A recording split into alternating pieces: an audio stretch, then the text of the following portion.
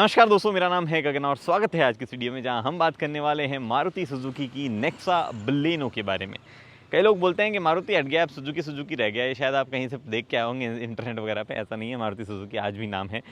Maruti Suzuki Nexa Baleno जो है वो 6 साल पहले आई थी और दबा की सेल्स इसकी होती है। बट कई इंपॉर्टेंट फीचर्स है जो कि अपडेट होने थे। आधे कुधे आ गए हैं, आधे नहीं आए हैं, या क्या नहीं आए, क्या आ गए हैं, सब की बात इस वीडियो में करेंगे। चला के देखूंगा मैं, क्योंकि चलाने के मामले में भी कई अपडेट्स है। अब AMT आ गया, पहले CVT आता था, तो उनकी भी बात करेंगे। मतलब इस वीडियो में दोनों मैनुअल और AMT दोनों की मैं बात करूंगा। सबसे पहले एक्सटीरियर और इंटीरियर में घूमते हैं और जो इंपॉर्टेंट अपडेट्स हैं उनमें क्या क्या चेंजेस हैं उनकी थोड़ी सी डिटेल में बात करते हैं। तो जी बात ऐसी है कि बहुत सारे चेंजेस जो किए गए हैं वो मैं हल्का फुल्का टच कर लेता हूँ और इंपॉर्टेंट चीज़ें उनके बारे में बता देता हूँ। आपके पास में यहाँ पे नई हेडलाइट है अब, और ये आइस क्यूब टाइप की यहाँ पे DRL जो है वो आप देख पा रहे हैं। आने वाली नेक्सा कार्स में आपको ये डिज़ाइन फिलॉसफी जो है देखने को मिलती रहेगी।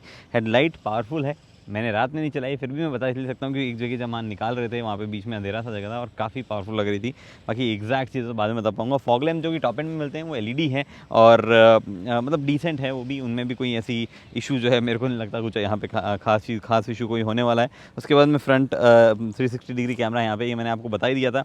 मुझे जो पर्टिकुलर चीज़ ज़्यादा सही लग रही थी वो है ये ड्यूअल टोन वाले जो अलॉयज़ अब देखने को मिलते हैं। हालांकि सिर्फ टॉप एंड में आते हैं, ये भी लोअर एंड में मतलब जस्ट नीचे वाले जेटा में नॉर्मल से हैं, फिर उसके बाद में अलॉय व्हील है ही नहीं। बट अच्छी साइज़ जो चूज़ की गई है, जो कि बाकी गाड़ियों में भी है, 195, 555 R16 ये साइज़ यहाँ पे चूज़ की गई है। और काफ़ी सुंदर डिज़ाइन जो है वो लगती है, काफ़ी ऐसे अभी तो साफ़ है तो और बढ़िया लग रहे हैं। ये जो डिस्क ब्रेक आप देख पा रहे हैं, इनकी साइज़ बड़ी हुई, मतलब डिस्क प्लेट जो है उसकी साइज़ बड़ी हुई है। ओवरऑल ब्रेकिंग में क्या सुधार हुआ है इसकी बात हम जो है ड्राइव करते हुए करेंगे, बट इसकी साइज़ में जो है इजाफा यहाँ पे हुआ है। हालांकि जो बलेनो RS आपने देखी थी उसकी तरह कोई ऑल व्हील डिस्क जो है और ऑल 4 व्हील्स में जो है डिस्क नहीं दिया गया। अंदर जो सस्पेंशन दिए गए उनमें भी कुछ चेंजेस हैं, चलाने पे पता चलेगा कैसे हैं, तो उसकी बात चलाते हुए करूँगा मैं। और ओवरऑल जो ये स्ट्रक्चर है इसमें जो भी आप ये बोनेट में और ये जो साइड शोल्डर लाइन में इन्हें हल्के फुल्के बदलाव जो देख पा रहे हैं वो तो देखो है जो है ही, मतलब वो डिज़ाइन में है ही। बट मारुति का ये कहना है कि उन्होंने बहुत ज़्यादा काम किया है स्ट्रक्चरल रिजिडिटी को बढ़ाने के लिए। जब स्पेसिफिकली मैंने पूछा कि भैया क्या लगता है आप कुछ इंप्रूवमेंट कर पाओगे अपने सेफ्टी रेटिंग्स में, तो उन्होंने ऐसा कुछ क्लेम नहीं किया। क्योंकि बेसिकली क्या है, ग्लोबल इनकैप जो है वो एक प्राइवेट एजेंसी है। कई कंपनी उसको एज अ मार्केटिंग यूज़ करती है, कई नहीं करती है। It's not a regulatory agency. जो इंडिया के नॉर्म्स है जो सेफ्टी के हिसाब से मीट करनी चाहिए वो ये गाड़ी मीट करती है, तो उसके बारे में ज़रूर जो है कंपनीज ऑफिशियली बात करती है। अनलेस कुछ कंपनीज अगर मार्केटिंग के लिए स्पेसिफिकली उस पर्टिकुलर एजेंसी की यूज़ करती है तो वो बात करती है। तो उस ग्लोबल इनकैप की अगर आपको रेटिंग जाननी हो तो वो यहाँ पे नहीं मौजूद है, ना ही अभी हाल फिलहाल कोई प्लान है किसी का करने का। अगर कोई इंडिविजुअली कर दे वहाँ पे ले जाके तो बात अलग है। और सेफ्टी क्योंकि कहा जा रहा है उन्होंने काम किया है तो हम उस बात को मान लेते हैं। और 6 एयरबैग भी दिए गए हैं तो वो डेफिनेटली ऐड होता है। हालांकि 6 एयरबैग जैसी फैक्टर्स जो है, क्योंकि है सेफ्टी के फैक्टर, बट वो ग्लोबल एनकैप में काउंट नहीं होते। ग्लोबल एनकैप कुछ मानता नहीं है उनको, तो वो हो या ना हो उससे रेटिंग्स में कोई खास फर्क नहीं आता है। अब इधर जो है हम उसके बाद में अब आते हैं पीछे की और कुछ और चीज़ अगर मुझे इंपॉर्टेंट याद आ रही हो। बलेनो का लुक डिज़ाइन जो है थोड़ी सी वो बदल गई है इस मतलब आइकन की, और थोड़े बहुत रियर में भी चेंजेस हुए हैं। हालांकि ऐसा कुछ मेजर डिफरेंस जो है वो यहाँ पे कुछ ऐसा आया नहीं है जो मैं आपको हाईलाइट करूँ। एक और चीज़ मैं आपको दिखाता हूँ, इंजन बे में आपको दिखाता हूँ। दरवाज़ा बंद करता हूँ ये वाला, तो इंजन बे में आपको दिखाता हूँ। इंजन बे में आपको इसलिए दिखा रहा हूँ क्योंकि इंजन में एक्चुअली बदलाव है। जो पहले बलेनो में 2 इंजन ऑप्शन आते थे आपके पास में, 1.2 VVT और जो ड्यूअल जेट आते थे, वो दोनों इंजन से अलग ये इंजन है। कैसे ये अलग है? वेल यहाँ पे जो है आपके पास में, ओह एक तो ये बहुत ज़्यादा गर्म है ये बहुत ज़्यादा गर्म है। एक मैंने ये बोल दिया था कि इसमें कुछ भी पकड़ने का नहीं आता है, यहाँ पे आता है, बट ये इटसेल्फ जो है काफ़ी गर्म रहता है। थोड़ा सा और बेटर मटेरियल होना चाहिए था, ये गर्म बहुत अभी हो रखा है धूप और उसकी वजह से। तो इंजन है वो ही 1.2 वाला इंजन ही है। उसको K12N कहा जाता है। इसमें स्मार्ट हाइब्रिड टेक्नोलॉजी नहीं है, सिर्फ जो स्टार्ट स्टॉप टेक्नोलॉजी है उसका इस्तेमाल किया गया है। प्लस ये मैन्युफैक्चर्ड इन इंडिया इंजन है। पहले जो ड्यूल जेट आता था वो शायद बाहर से कुछ पार्ट्स आते थे, कम्प्लीटली बाहर से आता था, बट ये मैन्युफैक्चर्ड इन इंडिया है। हाउएवर ये देख पा रहे हो आप, ये खाली, मतलब ये बेसिकली एयर यहाँ से अंदर जाती है और चूहों की ये फेवरेट जगह हो सकती है, जो कि एक परेशानी हो जाएगी कई लोगों के। चूहे भैया इसमें हमारे गाड़ी में घुस रहे हैं। 2 इंजन जो है उसके नीचे प्रॉपर गार्ड दिया गया है। इंजन गार्ड तो खुला नहीं है इंजन, अनलाइक प्रीवियस मारुति जहाँ पे क्या होता था, ये देख रहे हो अभी फायरवॉल वगैरह ये कवर्ड नहीं हुआ करती थी, बट यहाँ पे जो है ये पूरी की पूरी कवर्ड है, which is actually a very nice thing.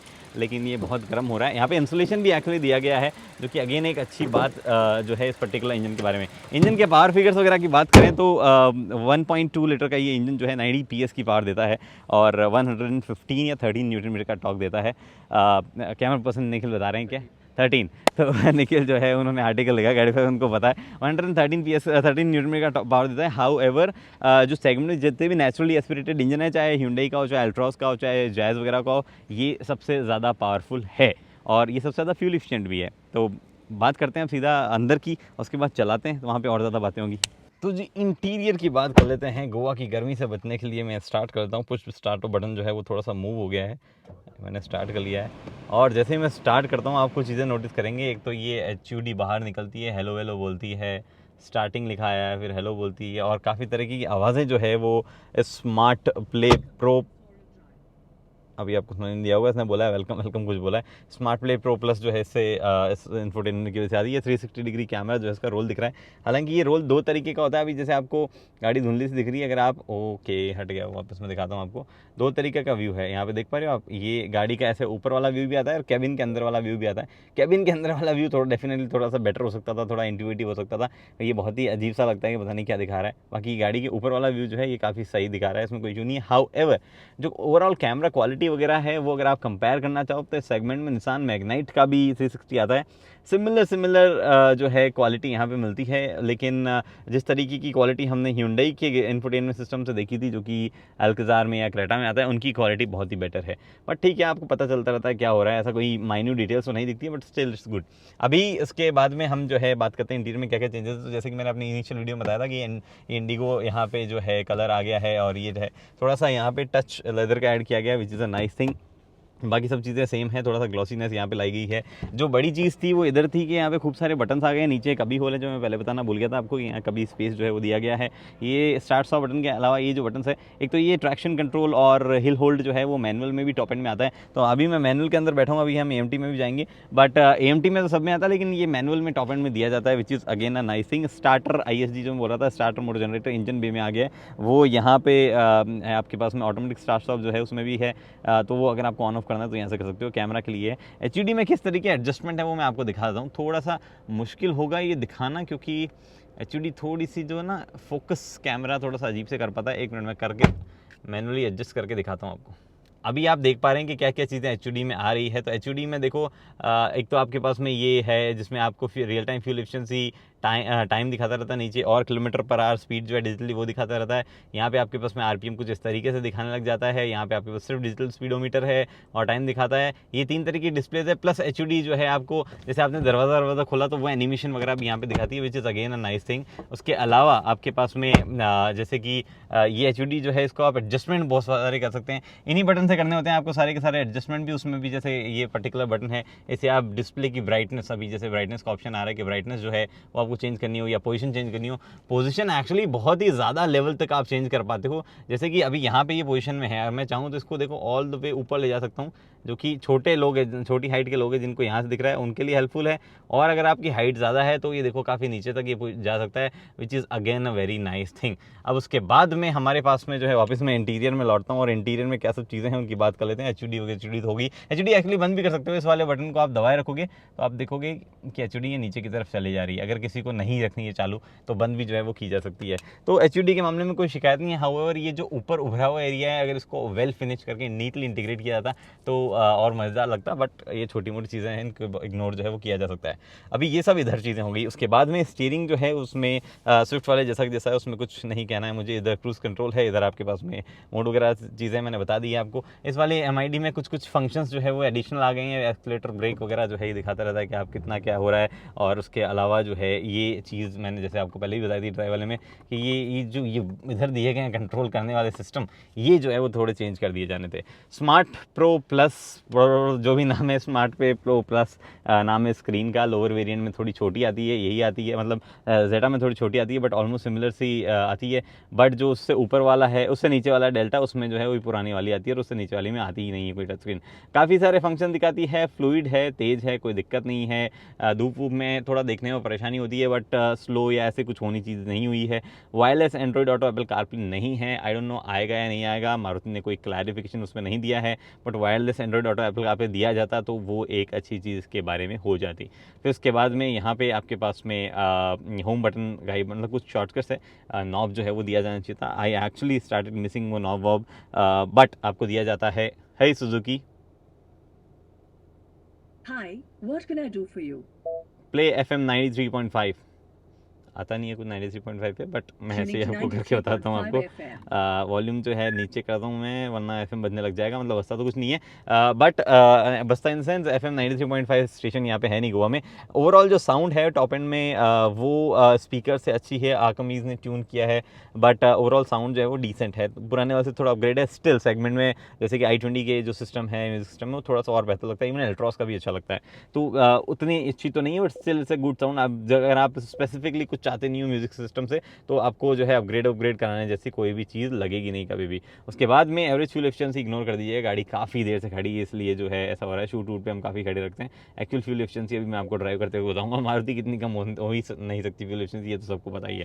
नीचे की तरफ एसी का कंट्रोल है, कोई शिकायत नहीं है इनमें, एकदम सॉर्टेड है, सब कुछ सही चलता है, और वायरलेस चार्जिंग नहीं दी जाती है। 2-3 फीचर ऐसे हैं जो कि एक्चुअली मुझे लगा इसमें दिए जाने चाहिए थे। एक तो वायरलेस चार्जिंग, एक टायर प्रेशर मॉनिटरिंग सिस्टम जो है उसकी डिस्प्ले होनी चाहिए थी, और एक या तो सनग्लास होल्डर दिया जाता है या सनरूफ भी। एक्चुअली ऐसी चीज़ है जो कि मुझे पता है कि कोई काम की नहीं है, बट काफ़ी लोगों को अट्रैक्टिव लगती है, तो वो भी दी जानी चाहिए थी, बट वो भी यहाँ पे नहीं दी गई है। थोड़ा सा डिसअपॉइंटमेंट मुझे उस मामले में यहाँ पे है कि सनरूफ वगैरह जो है वो डेफिनेटली दी जानी चाहिए थी।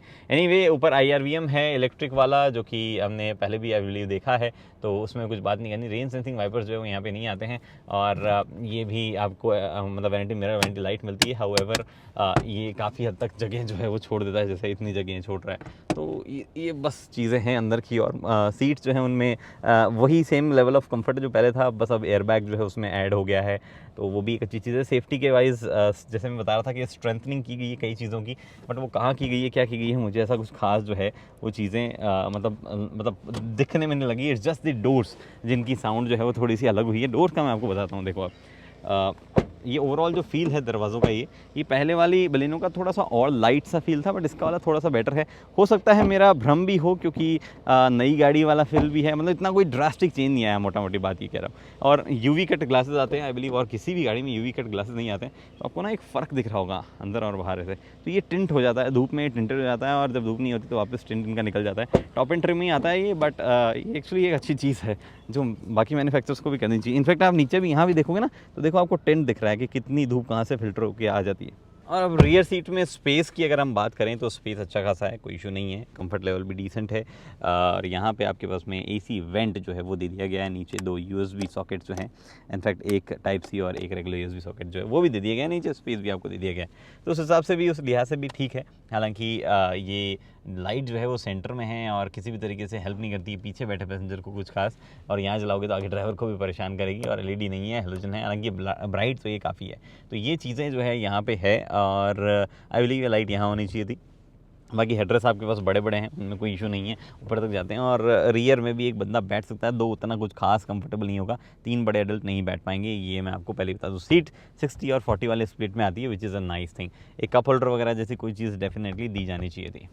अब रही बात बूट स्पेस की, तो रिक्वेस्ट सेंसर देखो भैया एक यहाँ पे भी दिया जाता है, तो बूट स्पेस जो है वो भी डिसेंट है, और थोड़ा सा उठाने और अंदर डालने में परेशानी आपको हो सकती है, बट अदरवाइज़ जो है बूट की साइज़ वाइज से रिलेटेड आपको कोई समस्या जो नहीं होनी चाहिए। और ये बातें करने के बाद अब हम चलते हैं असली मुद्दे पे, गाड़ी चलाने पे। चलो, तो ड्राइव जो है उसकी शुरुआत एक्चुअल में मैं AGS से ही कर रहा हूँ। अब AGS में क्या अलग है? वेल, कुछ अलग नहीं है, सिर्फ ये वाला सेक्शन अलग है। 5 स्पीड का AMT लगता है, ऐसे रिवर्स जाता है, न्यूट्रल आता है, DM ये चीज़ें होती है। रिवर्स करके मैं आपको थोड़ा सा 360 डिग्री जो है उसका वाला मामला बताता हूँ। 360 डिग्री कुछ इस तरीके से आता है, इधर पूरा व्यू आता है, इधर आपका रियर व्यू आता है। आप चाहते हो तो इसमें एक और इंटरेस्टिंग फीचर आता है, वो है रियर और फ्रंट में अलर्ट आता है कि कोई नज़दीक आ रहा है। जैसे ये देखो, ये नज़दीक आ रहा है, अलर्ट है। अब ये अलर्ट कैसे काम करता है? ये अलर्ट काम करता है AI पे बेस्ड, मतलब कोई रडार वडार नहीं लगी हुई है। देखो ये चाइम है और बता रही है, तो ये जो गाड़ियाँ आ रही है, मूवमेंट जो हो रहा है ये उसके बेस पे बता रहा है। तो ये उतना ज़्यादा एक्यूरेट भी नहीं, कई बार जैसे ये छाया है, इस छाया की वजह से भी बता देगा कि कोई आ रहा है, जबकि ये एक्चुअल में मतलब इन जनरल जो रियर क्रॉस अलर्ट वगैरह रडार के बेस पे काम करते हैं या पार्किंग सेंसर के बेस पे काम करते हैं। यहाँ पार्किंग सेंसर है वो अलग से है, उसके लिए जो ये टाइम जो है चाइम जो है वो भी यहाँ पे दी हुई है। नहीं, ये तो शायद क्रॉस अलर्ट के लिए दी हुई चाइम जो आपको अदरवाइज सुनाई दे रही है वो पार्किंग वाली ही है। तो ये चीज़ें हो गई। अब हम चलते हैं, और क्या सिस्टम है, ओके, हैंड ब्रेक हटा लिया हमने। अब आपको AMT जो है 50,000 रुपये एक्स्ट्रा देने पे मिलता है, और एक्चुअली AMT CVT को हटा के लाया गया, तो डेफिनेटली आप मिस तो करने वाले हो CVT को।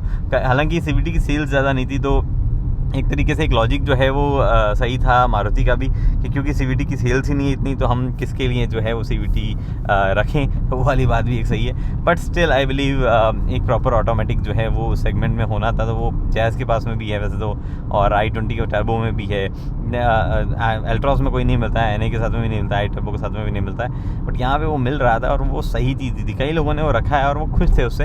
हालांकि CVTs क्या है, चलने का तरीका जिस तरीके का होता है कि उनको प्यार से चलाया जाता है, तो मारुति ने एक और चीज़ यहाँ पे की है कि जो AGS है इतने सही तरीके से ट्यून किया गया, अगर प्यार से चलाते हो ना तो आपको इसमें भी वो गियर शिफ्ट जो है बहुत ही मिनिमल से फील होते हैं। तो इन विद रिस्पेक्ट टू होता है ना कि जो ओवरऑल फील है चलाने वाले का, ड्राइविंग फील है, उसमें तो मुझे नहीं लगता कोई खास डिफरेंस है, क्योंकि ये AMT भी बहुत प्यार से चल रहा है, कोई आवाज़ नहीं कर रहा, मतलब एकदम सही चीज़ के हिसाब से वो लग रहा है। बट क्योंकि CVTs जो प्रॉपर ऑटोमेटिक्स है वो महंगे पड़ते हैं, तो उस प्रोपोर्शन को देखते हुए मेरे ख्याल से मोस्टली लोगों को ये सेंसिबल चीज़ लगेगी कि बढ़िया रहा AMT आ गया, और हो सकता है इसकी सेल्स भी बढ़े, बट वो चीज़ें इवेंचुअली कस्टमर के ऊपर है, कस्टमर क्या किस तरीके से बिहेव करता है, क्या सॉल्यूशन उसका निकल के आता है उस पर करते हैं। अभी हमें इतना पता नहीं है कि भैया क्या हो पाएगा क्या नहीं हो पाएगा। तो इन टर्म्स ऑफ जो कहते हैं ना ऑप्शंस, यहाँ पे कमी है डेफिनेटली। बलेनो को भी CVT रख ही लेना चाहिए था तो मज़ा आ जाता, लेकिन अब नहीं आता है तो भैया नहीं आता है, क्या जोर जबरदस्ती तो कर नहीं सकते हैं हम।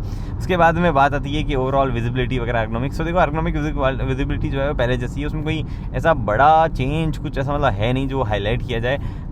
ये बस ये A पिलर जो है थोड़ा सा और प्रॉब्ली सही तरीके से डिज़ाइन होता तो सही रहता, मतलब इतना ज़्यादा यहाँ से विजन थोड़ा सा ऑब्स्ट्रक्ट करने लग जाता है, बट ऐसा कुछ खास जो है प्रॉब्लम वो क्रिएट नहीं कर रहा है। IRVM ORVM हर जगह से जो है प्रॉपर विजिबिलिटी आपको देखने को मिल रही है। उसके बाद में इंजन जो है उसकी परफॉर्मेंस में भी कोई शिकायत नहीं है, 90 PS की पावर और 130 न्यूटन का टॉर्क जो है वो बढ़िया लगता है आपको इन टर्म्स ऑफ ओवरऑल जिस तरह की भी परफॉर्मेंस आप देखने एक्सपेक्ट करते हो नेचुरली एस्पिरेटेड इंजन से। हाँ, 4 लोग बैठे हैं और हाईवे पे आप ओवरटेक वगैरह करने चलते हो तो वहाँ पे आपको थोड़ा रेव करना पड़ता है, तब जाके थोड़ा सा माहौल बनता है गाड़ी का। अदरवाइज इन जनरल 2 लोग बैठे तो कोई इशू नहीं है। फ्यूल एफिशिएंसी जो है वो भी AMT की एक्चुअली ऑलमोस्ट एट पार ही मिल जाएगी। इस जस्ट जब आप रेव करने लगोगे AMT को तब वो थोड़ा मतलब ऐसे पता दिखाने लग जाता है कि मैं AMT यूनिट हूँ, और वहाँ पे थोड़ा सा मजा जो है वो कम आने लगता है। अदरवाइज जब तक आप रेव नहीं करते हो तब तक जो है कोई इशू जो है वो नहीं है किसी भी तरीके का AMT के साथ में। डाउनशिफ्ट भी एकदम टाइम पे कर लेता है, जहाँ लगता है कि पावर की ज़रूरत है वहाँ डाउनशिफ्ट हो जाता है। अदरवाइज़ अगर आपको मैनुअल कंट्रोल उस पर भी चाहिए तो जैसे कि मैं अभी डाउनशिफ्ट करके ट्राई मारता हूँ, एक्चुअली काफ़ी फटाफट काम करता है ये। देखो आप देखना, ऑलमोस्ट रियल टाइम काम करता है। अपशिफ्ट जो है वो थोड़ा सा फिर भी टाइम ले रहा है। एक्चुअली बहुत ही फैंटास्टिक तरीके से ट्यून किया है। I don't know how Maruti जो कहते हैं ना कि makes it so fluid overall, जो कि बाकी मैन्युफैक्चर नहीं कर पाते। पता नहीं क्या ऐसा होता है, टाटा नहीं कर पाता है, रेनो नहीं कर पाता। रेनो का तो खैर पूछो ही मत, इनफैक्ट टाटा का भी पंच में वो कुछ खास नहीं लगता है, काफ़ी स्लो लेथार्जिक सा फील होता है वो, लेकिन इन लोगों ने महारत उसमें हासिल कर रखी है और काफ़ी सही वो फील होता है। तो ओवरऑल मुझे ये लगता है कि AMT वाली डिसीजन जो है कई लोगों के लिए गलत नहीं होगा अगर वो प्यार से चलाना चाहते हैं, आराम से चलाते हैं शहरों में। अगर आप रेव करोगे, जैसे कि मैंने अभी एक्सीलरेटर पेडल पे पाँव जो है वो एकदम पूरा पुश ही कर दिया है, और ये तो मतलब हाँ, फिर ऑब्वियसली आपको गियर शिफ्ट वगैरह भी फील होते हैं। ऑलमोस्ट 5000 RPM तक होल्ड कर रहा है। अरे ये तो इंजन में इतना ज़्यादा रेव हैप्पी है, इंजन की 5-6000 RPM तक होल्ड ही कर रहा है, AMT चेंज नहीं कर रहा है। तो नाइस, बहुत बढ़िया मुझे AMT ओवरऑल लग रहा है, कोई इशू नहीं है। हाँ, परफॉर्मेंस टाइप का नहीं है, लेकिन आप घर वर के हिसाब से लेना चाहते हो तो ले सकते हो, कोई इशू नहीं है। फ्यूल एफिशिएंसी भी अच्छी दे देगा। सिटी में आपको लगभग 12-13 की फ्यूल एफिशिएंसी आज एक्सपेक्ट कर सकते हो, या अगर प्यार से चलाते हो तो ज़्यादा की भी उम्मीद कर सकते हो, 14-15 कर सकते हो। अगर आप मुंबई जैसे एरियाज़ में हैवी ट्रैफिक में रहते हो फिर तो 13 के आसपास ही मिलेगी।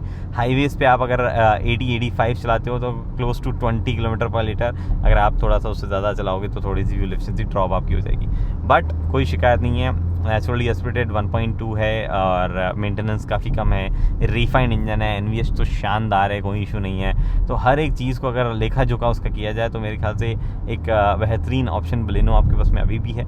कुछ एक चीज़ें जैसे कि अगर सनरूफ या TPMS या 1-2 चीज़ें और जो कि लुक्रेटिव चीज़ें होती है वो अगर दे दी जाती तो मामला और बेहतर होता है। वायरलेस चार्जिंग वगैरह ऐसी कोई चीज़ दे दी जाती तो और ज़्यादा बढ़िया लुभावनी चीज़ वहाँ पे हो जाती, और थोड़ा सा ये फीचर्स का डिस्ट्रीब्यूशन जो है लोअर वेरिएंट की तरफ पे भी होता तो भी शायद मज़ा आता, एज एन ऑप्शन या ऐसा कुछ भी होता तो मज़ा आता। बट एनीवे, फिलहाल जो है वो है, और मेरे जो इंप्रेशन है वो है ब्रेकिंग का। हाँ, एक ब्रेकिंग का बताना भूल गया, सस्पेंशन का बताना भूल गया, बोलते हुए बताया नहीं। ब्रेकिंग और सस्पेंशन के मामले में बात करती है, सस्पेंशन में क्या चेंज हुआ है ये मैं तुरंत फील नहीं कर पा रहा हूँ पुरानी बलेनो के मुकाबले, क्योंकि पुरानी बलेनो मैंने बहुत पहले चलाई थी। बट ओवरऑल सस्पेंशन काफ़ी अच्छे हैं, जो कि बहुत बढ़िया बात है। गड्ढों उड्ढों को अच्छे से टैकल करते हैं। खराब, बहुत ज़्यादा खराब सड़कें तो हमने देखी नहीं है कहीं पे यहाँ पे, बट एकदम शार्प बम्प्स में आई डाउट वो उतना अच्छा बिहेव करेंगे, बट बाकी टाइम पे वो बहुत बढ़िया बिहेव कर रहे हैं। ऑल्सो मतलब जो स्टीयरिंग है उसमें फीडबैक में थोड़ा सा सुधार हुआ है। एक्यूरेसी नहीं है यहाँ पे, बट वो सेंटर रिटर्नेबिलिटी है, जब आप यूटर्न वगैरह मार रहे हो तो वापस आ जाता है। वो सारी चीज़ें जो इंप्रूव कर दी। हल्का सा वजन भी जो है उसमें आ गया है, हालांकि लेकिन वो लो स्पीड पे ही है, हाई स्पीड पे उतना कोई खास वजन जो है उसमें निकल के नहीं आया। बट मुझे ओवरऑल जो है किसी भी तरीके की कोई शिकायत जो है स्टीयरिंग से अब अगर रहती है तो सिर्फ फीडबैक वाले मामले में रहेगी कि थोड़ा सा फीडबैक इसका कमज़ोर है। अदरवाइज़ कोई ऐसी चीज़ नहीं है। अभी देखो ये वापस नहीं आता था, ये देखो अभी वापस जा रहा है, which is a very nice. पहले नहीं होता, पहले यहाँ से अटक जाता था बट अब जो शिकायत एकमात्र रहेगी वो फीडबैक वाली है। पोलो जैसी नहीं है ना ही पोलो तो खैर बहुत ही फैंटास्टिक है। इनफैक्ट i20 N-Line जो है उसका भी बहुत ही फैंटास्टिक। 1.2 मैनुअल की भी बात कर लेते हैं। एकदम स्लीक स्मूथ गियर बॉक्स है, छोटा सा थ्रो है। हाँ, मतलब उतना स्मूथ नहीं, इतना Hyundai वगैरह का स्मूथ है, but still quite smooth. Clutch जो है वो भी लाइट है, कोई इशू उसमें भी नहीं है। ये पर्टिकुलर इंजन बहुत बिका है, मतलब इंजन मतलब ये गियर बॉक्स ऑप्शन मैनुअल बहुत बिका है, और कोई भी किसी भी तरीके की कोई क्वालिटी इशू या कोई और चीज़ जो है इसके बारे में सुनने को नहीं मिली है। रिलायबिलिटी इशू कुछ भी नहीं रहा है, तो उस मामले में एकदम फुल प्रूफ है। मैनुअल है, तो जिन भी लोगों को हल्की फुल्की भी परेशानी होती है हाईवेज़ वगैरह और शहर वगैरह में क्लच वगैरह चेंज करने बम्पर टू बम्पर ट्रैफिक में, वो इसके साथ में ना जाए। मतलब वैसे तो लाइट है क्लच, बट फिर भी बाकी अगर आपको ज़्यादा ट्रैफिक नहीं होता है आपके शहर में या आप हाईवे भी चलते हो मोस्टली, तो आप मैनुअल के साथ में जा सकते हो। Fantastic, no issues. 50,000 रुपये बचाओगे आप। टॉप एंड के साथ में जाओगे तो आपको ट्रैक्शन कंट्रोल, स्टेबिलिटी कंट्रोल और ये अपना हिल होल्ड वगैरह भी जो है वो मिल ही जाता है, कोई इशू उसमें भी नहीं है। तो ये सब चीज़ें जो है वो आपके पास में है मैनुअल के बारे में। मतलब कुछ अलग नहीं है ऐसा कि जो मेरे को बताना हो AMT के मुकाबले। सब कुछ जो है परफेक्टली काम करता है, कोई इशू जो है ये उससे जुड़ा हुआ है नहीं। ब्रेकिंग एक ऐसी चीज़ है जो कि थोड़ी सी रह गई है, तो ब्रेकिंग जो है वो डिस्क साइज़ जो बड़ा किया है उसकी वजह से थोड़ी सी इम्प्रूव हुई है। और वो भी मतलब ऐसा कुछ खास ज़रूरत उसकी किसी ने भी डिमांड उसकी नहीं की थी, बट स्टिल इज़ गुड कि इम्प्रूवमेंट उसमें जो है देखने को मिला है। और किसी भी तरीके की कोई जो है एक्सपेक्टेशन ज़्यादा उसके बारे में है नहीं। मतलब ब्रेक का फीडबैक वगैरह ऑलमोस्ट सब सही है। हाँ, अगर 4 डिस्क होते जो बलेनो RS में आ रहे थे तो उसका मज़ा अलग था भाई, लेकिन अब वो नहीं आता तो भैया नहीं आते, अब क्या कर सकते हैं। सस्पेंशन एक्चुअली काफ़ी सही हो गए हैं, मतलब ख़राब सड़कों पे भी जब आप जाते हो तो आई डोंट नो, पहले भी बलेनो की इतना कुछ खास प्रॉब्लम मेरे को बलेनो सस्पेंशन से नहीं थी। हाँ, एक प्रॉब्लम और, इस गाड़ी में अभी से ही कुछ कुछ जगहों पे रैटलिंग साउंड आने लगी है। एक तो स्पेशली जब लोअर फुल होता है तो इस AC वेंट से आती है, कुछ रैटलिंग नॉइज़ जो है उस एंड से आ रही है, वहाँ पे डैशबोर्ड के टुवर्ड्स द लेफ्ट एंड से आ रही है। तो वो ये रैटलिंग नॉइज़ वॉइस जो है धीरे धीरे बढ़ती ही जाती है मारुति की कार्स में। इन पे ज़रूर मारुति को थोड़ा सा जो है काम करना चाहिए। मतलब अपने डैशबोर्ड वगैरह या ओवरऑल जो भी पार्ट रैटल करते हैं उनकी प्रॉब्ली या तो क्वालिटी में या उसको फिक्स करने के टुवर्ड्स जो है काम डेफिनेटली मारुति को करना ही चाहिए। तो ये सब चीज़ें हैं भैया फ़िलहाल के लिए मारुति बलेनो के बारे में, नेक्सा बलेनो के बारे में। और ये हमारा डी-क्रो के इंजन ऑयल की कसम वाली कार जो है वो यहाँ पे आपके पास में खड़ी है।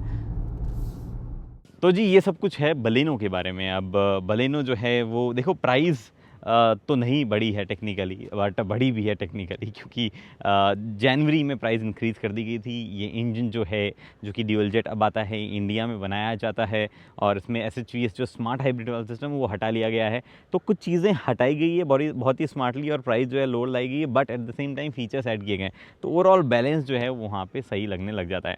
आई बिलीव जेटा और अल्फा जो टॉप 2 ट्रिम्स है वो वैल्यू फॉर मनी है काफ़ी हद तक, और या फिर सिग्मा ले लो आप।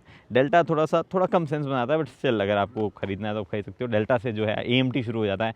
50,000 रुपये एक्स्ट्रा देके आप AMT या AGS जो है वो लेते हैं, तो अपने हिसाब से आप वेरिएंट वगैरह डिसाइड कर सकते हैं। अगर आप नहीं कर पा रहे हैं तो नीचे ज्वाइन बटन दिया गया है, वहाँ पे कंसल्टेशन ले सकते हैं। अदरवाइज़ आप व्हाट्सएप ग्रुप जो है वो ज्वाइन कर सकते हैं। फिलहाल दोस्तों इस वीडियो में इतना ही। उम्मीद करता हूँ वीडियो पसंद आई, लाइक शेयर सब्सक्राइब आप कर सकते हैं। अगली वीडियो तक दोस्तों हेलमेट पहनिए, सीट बेल्ट पहनिए, सुरक्षित चलिए। धन्यवाद।